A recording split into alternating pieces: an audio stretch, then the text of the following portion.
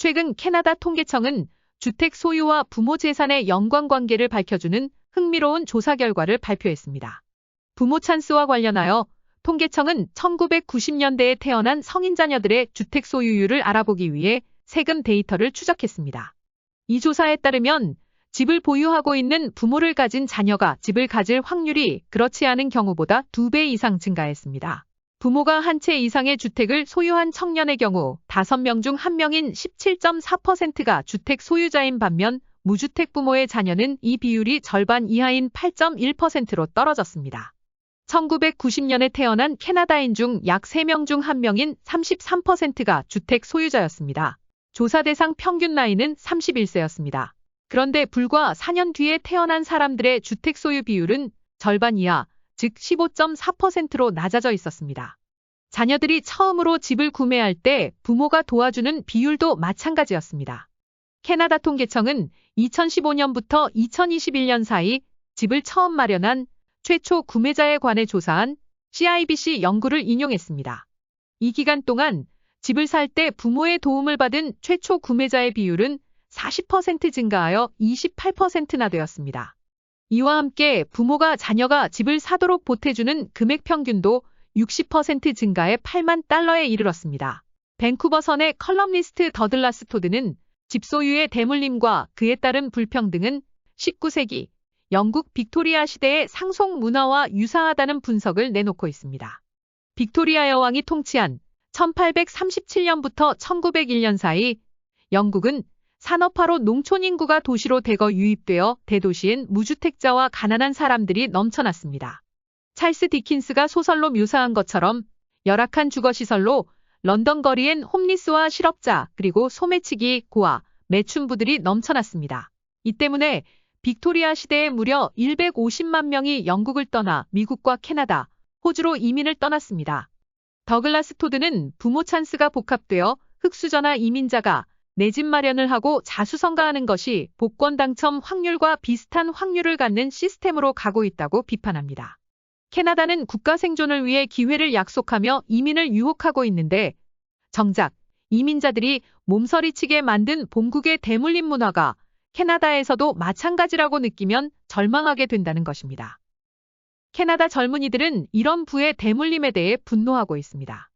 입소스레이드 여론조사에서 렌트로 사는 캐나다인 10명 가운데 거의 7명이 집을 소유하는 것은 이제 부자들만을 위한 것으로 믿고 있음을 보여주었습니다.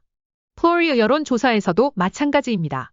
내 집 마련과 관련하여 어떤 감정을 느끼는지 묻는 질문에 35세 미만 캐나다인의 88%는 걱정, 80%는 분노, 79%는 절망이라고 답했습니다.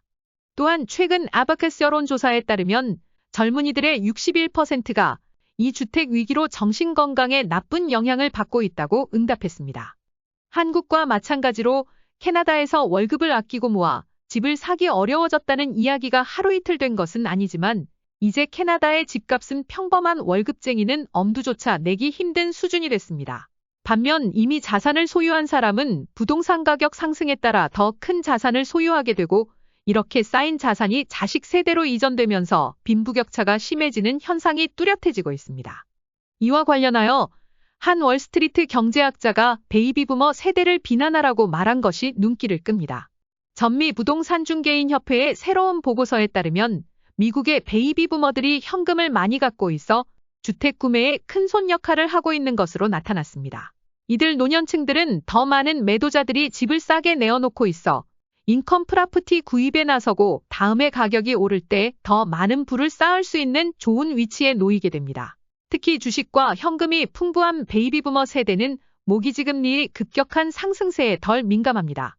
캐나다 주거용 부동산의 큰손들도 개인, 즉 소위 맘앤팝 투자자입니다. 캐나다 통계청에 따르면 그들은 온타리오 전체 콘도의 23%, 전체 주택의 11%를 소유하고 있습니다. 이는 기업 및 외국인 투자자를 합친 것보다 많습니다. 최근 플로리어 리서치 여론조사에 따르면 캐나다인의 80%는 투자자가 주택 가격을 올리고 있다고 믿고 있으며 75%는 특히 소규모 투자자를 비난하는 것으로 나타났습니다. 캐나다 은행도 2023년 첫 3개월 동안 주거용 주택 구매의 30%가 실소유자가 아닌 투자자에 의해 이루어졌다고 보고하고 있습니다. 2014년에만 해도 이 수치가 20% 미만이었습니다. 캐나다 부동산 시장 붕괴의 원인으로 베이비붐 세대가 본의 아니게 연관되고 있다는 분석도 나오고 있습니다. 지난달 부동산 데이터 그룹 레드핀은 전액 현금 구매 비율이 미국 전체 주택 시장의 3분의 1로 증가해 2014년 이후 최고치를 기록했다고 보고했습니다. 전문가들은 일부 베이비붐 세대가 이러한 현금 구매의 경제적 원동력이라고 봅니다. 현금 구매 중 일부는 밀레니얼 세대에게서 나오지만 엄마, 아빠, 은행이나 친척에게서 빌릴 수도 있습니다. 베이비부머들은 의료 발전으로 수명이 점점 더 길어지고 있습니다. 그리고 이혼이나 배우자 사망으로 혼자 거하면서 집도 팔지 않아 주택 부족에 한몫하고 있습니다. 노인들은 보유한 부동산의 가치 상승으로 라인 오브 크레딧을 이용해 또 다른 콘도를 구매하거나 일부 현금을 자녀에게 증여할 경우 부모 찬스 없는 무주택 젊은이들에게 허탈감을 가져다 줄 수 있습니다. 주택 소유의 대물림이 이처럼 심각해지고 있는데 캐나다 정치권은 뚜렷한 해결책이나 비전을 내어놓지 못하고 있습니다.